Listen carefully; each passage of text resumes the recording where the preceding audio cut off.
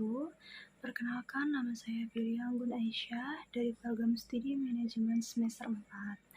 Di sini saya ingin menjelaskan mengenai materi tentang human capital dalam era knowledge economy dan human capital readiness. Yang pertama, apa itu human capital? Human capital mengacu pada sekelompok orang yang bekerja untuk perusahaan atau memenuhi syarat untuk bekerja pada suatu perusahaan sebagai tenaga kerja. Dalam arti yang lebih luas, berbagai elemen yang diperlukan untuk menciptakan pasokan tenaga kerja yang memadai menjadi dasar teori human capital yang sangat penting bagi kesehatan ekonomi dan sosial bangsa-bangsa di dunia. Human capital adalah gabungan dari pengetahuan, keterampilan, pengalaman, dan kualitas sosial yang berkontribusi pada kemampuan seseorang untuk melakukan pekerjaan dengan cara yang menghasilkan nilai ekonomi.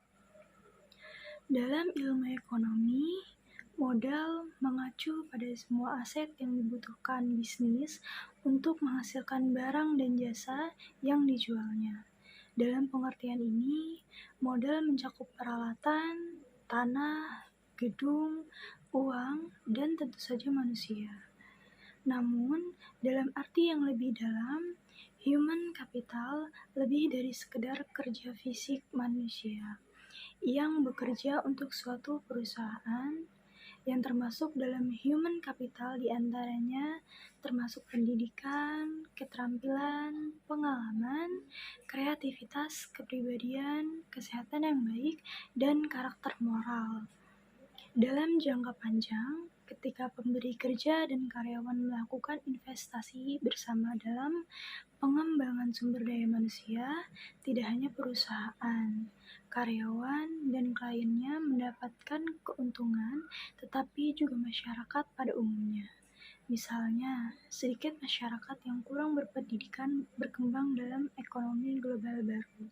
Menurut teori human capital, investasi yang memadai pada manusia akan menghasilkan ekonomi yang tumbuh.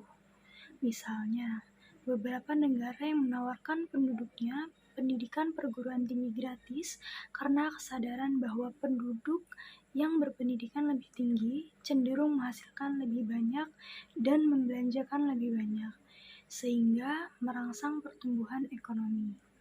Seperti yang telah ditunjukkan oleh sejarah dan pengalaman, bahwa kemajuan ekonomi adalah kunci untuk meningkatkan standar hidup dan martabat orang di seluruh dunia, terutama bagi orang yang tinggal di negara miskin dan berkembang. Kualitas yang berkontribusi pada human capital, khususnya pendidikan dan kesehatan, juga secara langsung berkontribusi pada pertumbuhan ekonomi. Negara-negara yang memiliki akses terbatas atau tidak setara ke sumber daya kesehatan atau pendidikan juga mengalami depresi ekonomi, seperti di Amerika Serikat. Negara-negara dengan perekonomian paling sukses terus meningkatkan investasi mereka di pendidikan tinggi, sambil tetap melihat peningkatan yang stabil dalam gaji awal lulusan perguruan tinggi. Setelah mengerti mengenai pengertian human capital, selanjutnya kita akan membahas mengenai jenis-jenis dari human capital. Berikut adalah jenis-jenis human capital yang wajib kalian ketahui. Yang pertama, ada General Management Human Capital. Jenis General Management Human Capital adalah sumber daya manusia di level manajemen tinggi yang meliputi kompetensi manajerial, kemampuan mengambil keputusan, kepemimpinan, serta keahlian fungsional. Hal ini termasuk dalam mengumpulkan, mengolah, dan mengelola sumber daya keuangan, teknis, dan SDM. Jenis General Management Human Capital sangat penting dimiliki sebuah perusahaan. Yang kedua, ada Strategic Human Capital. Jenis selanjutnya adalah Strategic Human Capital. Jenis seperti apakah itu? Jadi, Strategic Human Capital adalah modal manusia yang mencangkup keterampilan dalam keahlian, yang strategis yang didapatkan dari pengalaman menghadapi situasi tertentu. Contohnya, kemampuan strategis dalam mengatur keuangan terkait dengan pemotongan anggaran biaya untuk efisiensi yang dikarenakan situasi keuangan yang kurang menguntungkan.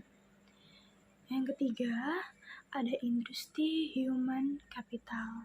Jenis yang ketiga adalah industri human capital. Industri human capital adalah jenis human capital yang dimiliki segenap pengetahuan yang berkaitan dengan industri, baik itu jenis, teknis, regulasi, maupun supplier. Hanya saja pada jenis ini tidak berlaku untuk segala perusahaan, karena jenis ini terdapat pada perusahaan yang beroperasi di bawah peraturan yang sama atau sejenis. Misalnya adalah industri obat, otomotif, makanan, maupun industri lainnya yang sejenis.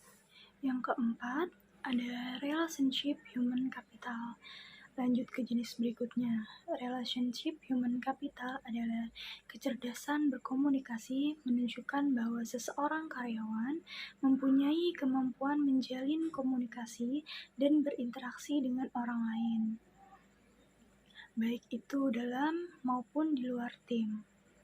Karena karyawan yang pandai berkomunikasi dan berinteraksi dapat mendukung kelancaran pelaksanaan tugas yang membuat tercapainya kinerja yang tinggi dan dapat diraih dengan mudah.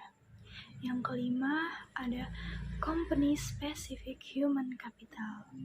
Apa itu company specific human capital?